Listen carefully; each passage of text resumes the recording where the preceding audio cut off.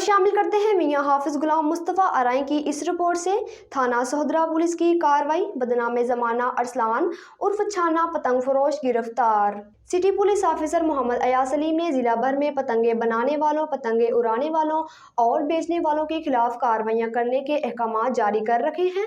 अहकाम की पेश नज़र ASP मोहम्मद रजा की ज़ेर निगरानी SHO Sohdra sub inspector Mukhtar Bajwa ने अपनी पुलिस टीम के हमरा दौरान गश्त व नाकाबंदी मुखबर खास की इत्तला पर आला कारकर्दगी का मुजाहरा करते हुए बदनाम ज़माना अरसलान उर्फ छाना पतंग फरोश को गिरफ्तार करके उसके कब्जा से 1030 पतंगे और मुतअद्दिद डोर की गोटे बरामद कर ली। दौरान तफ्तीश मुलजिम ने इंकशाफ किया कि वो बैरून अजला से पतंगे और डोरे खरीद कर गुजरांवाला लाता और बाजा गुजरांवाला के मुख्तलिफ इलाकों में पतंगबाजी का सामान फरोख्त करता।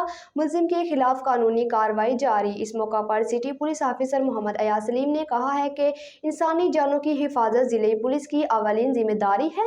पतंगबाजी जानलेवा खेल और मासूम जानों का कत्ले आम है। मजीद कहा कि पतंगे उड़ाने और बेचने वाले किसी रायत के मुस्तहिक नहीं, उनके खिलाफ बिला इम्तियाज क्रैकडाउन जारी रहेगा।